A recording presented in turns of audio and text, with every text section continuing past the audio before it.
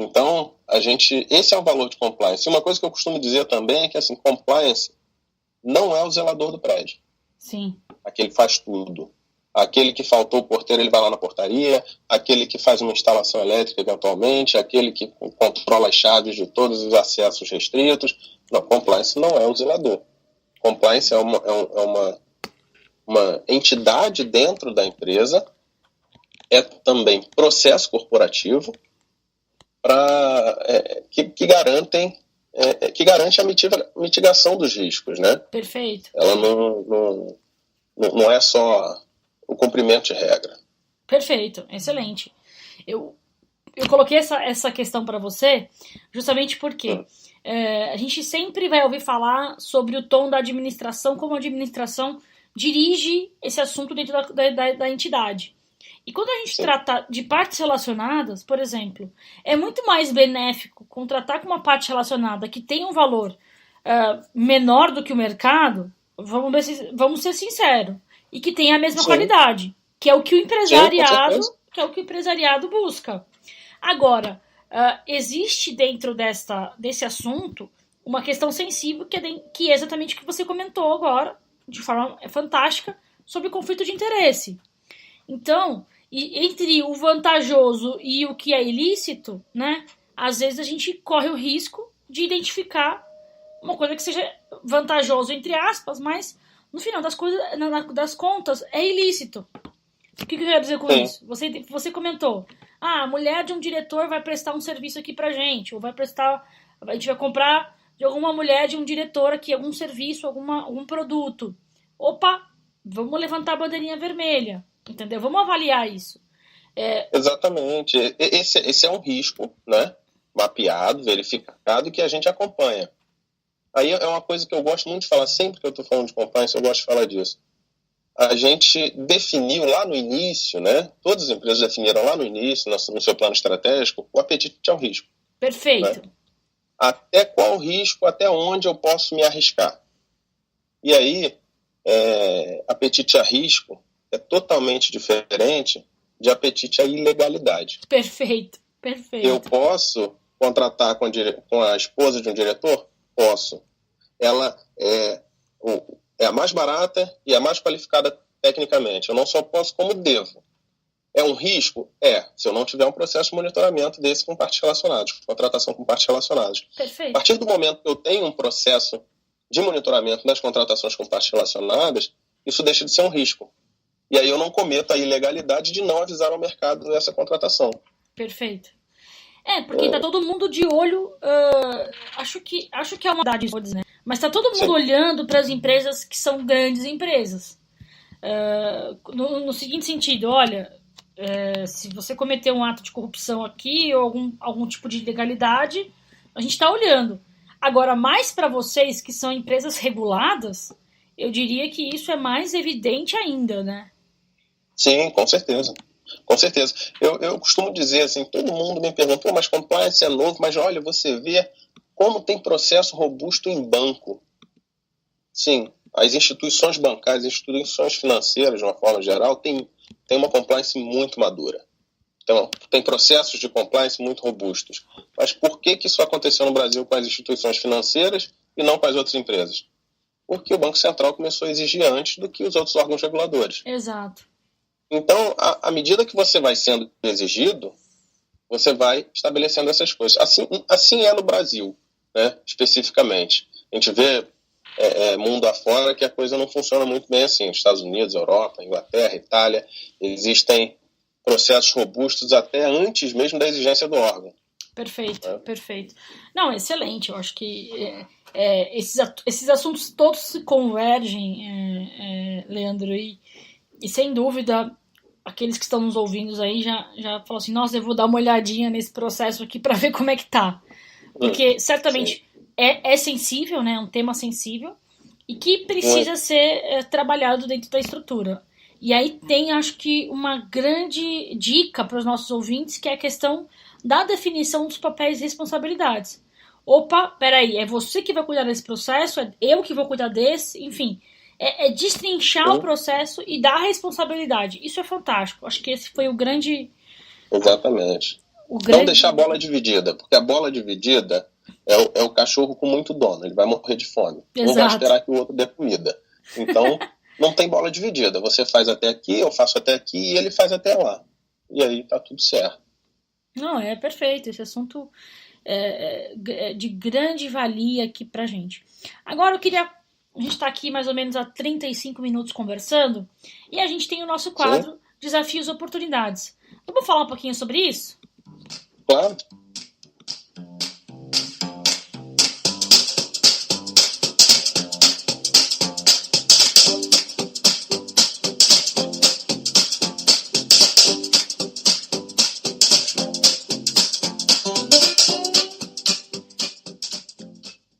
Bom, para aqueles que nos ouvem a primeira vez, esse quadro é bem interessante porque nós estamos tratando de uma temática que se trata sobre partes relacionadas e conflitos de interesse dentro do processo de compliance. E o Leonardo Vilas Boas está nos ajudando aqui a nos explicar efetivamente o que é esse contexto dentro do compliance. Mas óbvio, né, que nada é tão fácil como a gente imagina, né? E por conta do comentário que ele mesmo fez aqui sobre questões de que o compliance ainda é muito novo no país, né, no Brasil, eu certamente tenho alguns desafios e oportunidades, correto? Correto. Perfeito. Então, Leonardo, conta pra gente, né, nesse sentido, a gente já falou um pouquinho disso, mas qual foi efetivamente o seu maior desafio quando foi nomeado aí como Compliance Officer e quando você começou a assumir esse tipo de ações dentro da companhia, que inclusive é uma companhia regulada, né? Que é a Unimed. Como é que foi esse desafio para você? Então, o grande desafio que eu enfrentei foi o desafio que eu enfrentei em todas as outras posições que eu ocupei. Na verdade, é um ponto muito evidente para a gente, é o aculturamento. Perfeito. Né? Eu já disse que eu tive a sorte de atuar em empresas que sempre patrocinaram muito fortemente a causa de compliance.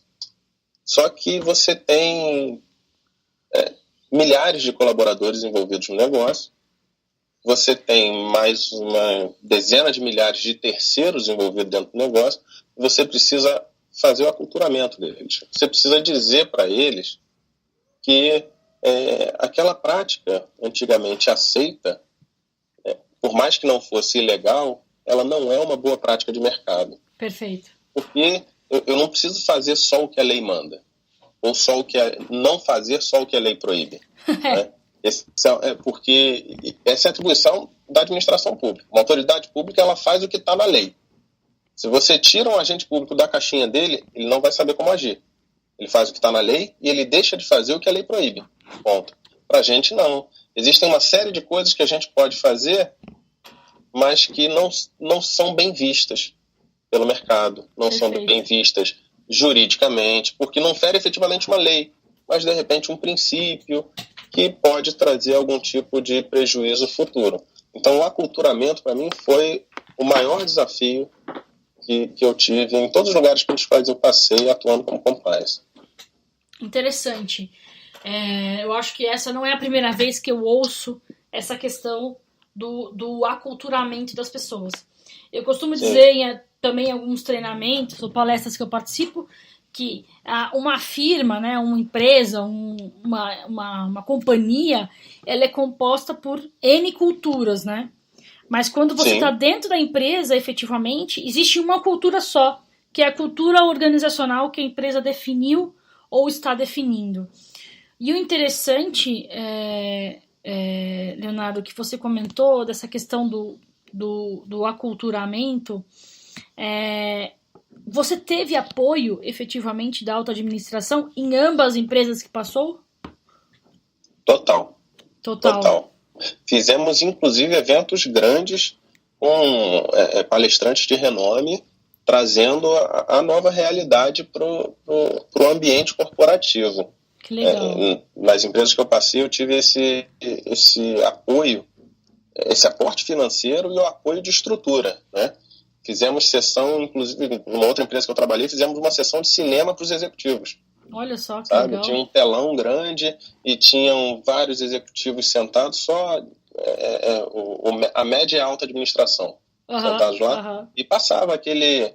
Lembra aquele carinha que tinha no cinema com uma bandejinha, com pipoca, com refrigerante, com balinha? Sim. Tinha um pessoal desse que ficava passando ali para dar pipoquinha, para tornar uma coisa descontraída, um tema sério, você dá uma roupagem descontraída para ele, para poder trazer leveza, e você mostra para eles todas as responsabilidades que estão envolvidas nesse processo de compliance. Perfeito. E ali eles partiram para o desdobramento para a equipe. E você viu, casos, você conseguiu mensurar isso depois? Por exemplo, olha, a gente fez uma sessão de cinema ou uma sessão de jogos, que seja. Você conseguiu mensurar depois isso, ou o compliance como um todo, conseguiu mensurar isso posteriormente, o impacto do que vocês fizeram com a auto-administração? Sim, a gente conseguiu mensurar da seguinte forma. Sempre que compliance estava envolvida em alguma coisa, ou solicitava alguma coisa, ou recomendava alguma coisa, as pessoas atendiam de pronto. Perfeito. Teve um caso, inclusive, um caso de conflito de interesses. A gente tinha um processo de conflito de interesses e para atingir 100% dos colaboradores, faltavam 8 colaboradores. Olha só. E aí, numa empresa de aproximadamente 14 mil funcionários. Pequenininha, né? A gente reportou isso, exatamente. É uma empresa nível nacional. Aí a gente reportou isso para o conselho reportou para o presidente da companhia. O presidente da companhia entrou em contato com a gente, pediu o telefone desses colaboradores e ele ligou pessoalmente para esses colaboradores. Mentira. Olha, existe um processo assim, de conflito de interesses, eu sou o seu presidente, então eu preciso que você responda perfeitamente, presidente, agora. No mesmo dia, os 8 formulários estavam preenchidos. Olha só que interessante.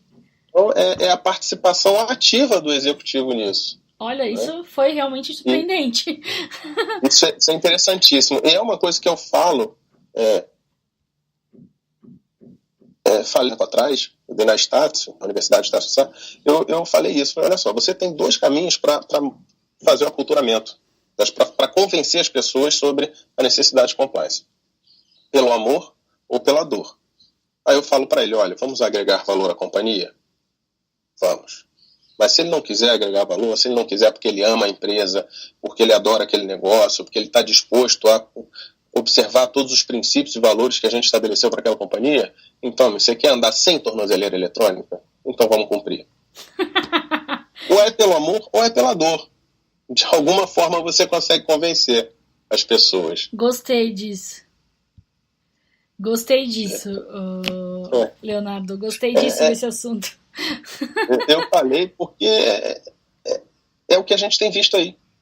A gente tem visto autoridade executiva preso e mandados na rua e polícia batendo o pé na porta e muito patrimônio sendo bloqueado, muitas máquinas sendo apreendidas e as empresas só tendo prejuízo com isso. Então a gente precisa aculturar ou pelo tato ou pelo choque de realidade efetivamente. Na verdade, para o executivo eu nunca precisei entrar no choque de realidade, mas para alguns colaboradores, assim, para algumas áreas eu precisei acabar falando isso para poder mostrar como é efetivamente o negócio de compliance.